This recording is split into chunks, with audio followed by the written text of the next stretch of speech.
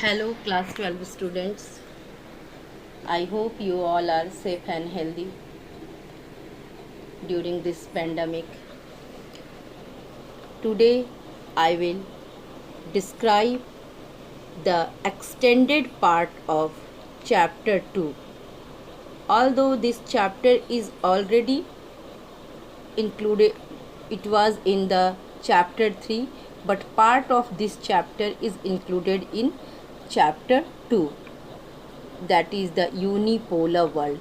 When we are talking about unipolar world, at present scenario, this unipolar world was started after the disintegration of USSR, and a single power emerges, or we can say that a new world order emerged after the disintegration of the United Soviet Union in December 1991. When we are talking about the unipolar world or US unilateralism, the unilateralism means in international relation the policy and attempt of a nation to pursue the goal of its foreign policy without caring much for the views and interests of other nations and international interest. It means that a country is standing such powerful that when it is forming its foreign relation, it has no care of any other country, because it is leading the world, or its supremacy in the world is established. During the Iran-Iraq war, before the disintegration of the USA, the USA has before the disintegration of the USSR, the USA has overlooked Iraq, apparently because Iraq was involved in the war against the US enemy Ayatollah Khomeini of Iran. So when Iraq was fighting against Iraq, USA was silent, and we will see then after that when Iraq was conflicting with Kuwait, how US entered directly in the matter of both these countries. The proximate cause of the Persian Gulf War of 1991 was Iraqi annexation of the wild reach of Kuwait. USA and its ally again invaded in March 2000. In 1991, they invaded Iraq, and again in 2003, they invaded Iraq for eliminating the alleged threat of freedom resulting from the Iraqi perception of the weapons of mass destruction. In June 2003, and interim government was established in Iraq. That time USA was successful in defeat of Saddam Hussein, and the Iraq was fought by the USA without and this war which led the USA, there was no approval of the United Nations, and USA never cared of the approval and authorization of the United Nations, and such it undermined the credibility and role of United Nations. It shows that USA was no care of any international organization or any international law. The USA launched airstrikes against the Afghanistan, as we know that 9/11 was taken place in September 2001, and after this 9/11, USA launched an airstrike in Afghanistan less than a month after 11 September, and attack on against the Al Qaeda, Taliban, and Osama bin Laden. In 2009, the US-led coalition forces decided to be drawn from the Iraq, and process of withdrawal was more than 2 more weeks. 2 years, and the US war on Iraq was never authorized by the United Nations. So, by this, we can say that the unilateralism in the world was started before the disintegration.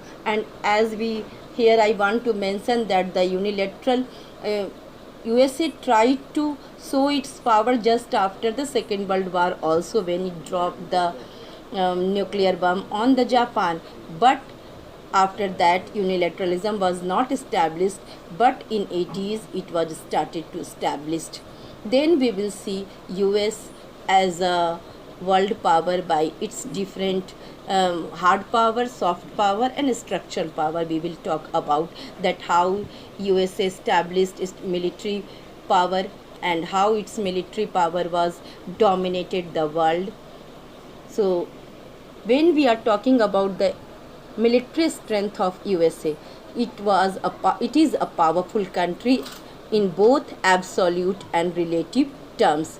When we are talking about the absolute term, uh, we know that US is powerful mainly because of its superior military dominance, and weapons of USA can reach in any parts of the world accurately and lethally. It shows that it is absolute. The US defense spending comes to nearly 36% of defense spending of the world as a whole. And if we are talking about the relative terms, the expenditure of USA military was 5 times more than the next 12 countries. When military US operation is undertaken for a wide range of tasks. Military power, its military power used for these reasons: to secure victory in a war, to deter in a war, to make it ineffective, to punish the enemy, and to maintain law and order in a particular region. And USA is capable in all these four duties. It is not only has a superiority in the military weapons, but also spend substance and on its research and development. So we can say that USA is spending a lot to maintain its hard power, and it is able to answer any power of the world because due to its military strength, as we saw during the Iraq and other. When we are talking about the IMF and World Bank, and everything is dominated by the USA. So then we will talk about the structural power. Structural power means the economic power. It is different from the first one, because in first one we talk about the military power, and the basic idea is that an open world economy requires a hegemon or a dominant power to support its creation and existence. So a hegemon has a structural power if it supports the creation and existence of the world economy. The US hegemonic is a structural power because these are the features which made the following features made as a structural power. The US has played a great role in providing global public goods. When we are talking about the global public goods, it means that the fresh air, road, these are also examples of the global public goods. And India conducts the world economy, the best example of the global public goods is steel, rail, of concrete,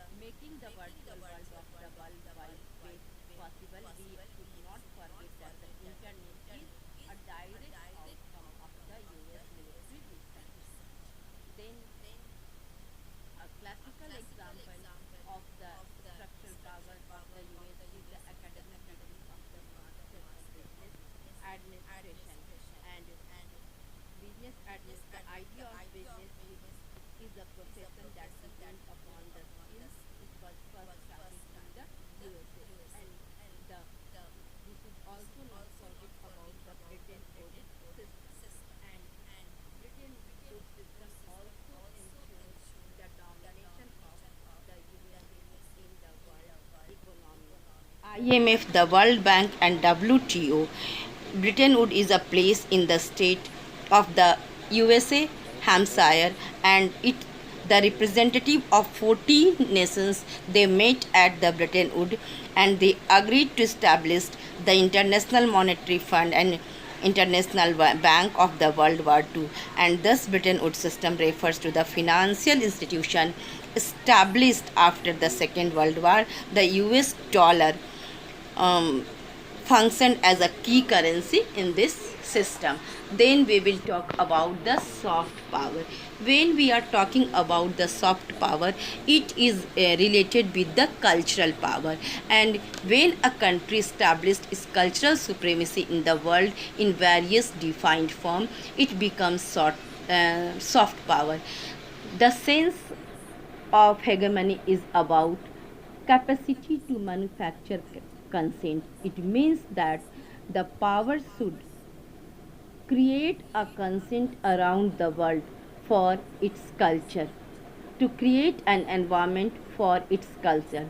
So the US military is not military power and economically but also culturally dominate today's the world, and today dreams of the people and society are influenced by the practices of the 20th century America. We can say that the American culture is the most seductive culture on the earth and the most powerful culture.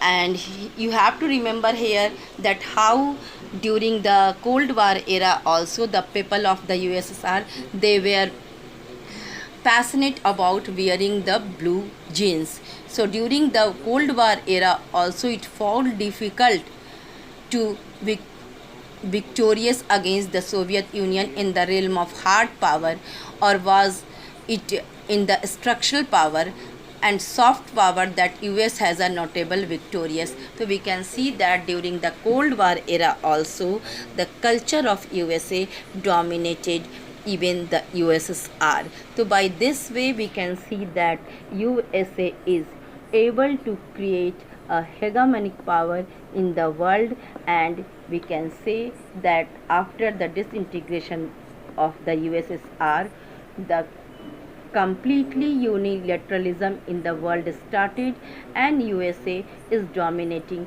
in all the three aspects. So that's all for today. Thanks for watching, and we will meet again.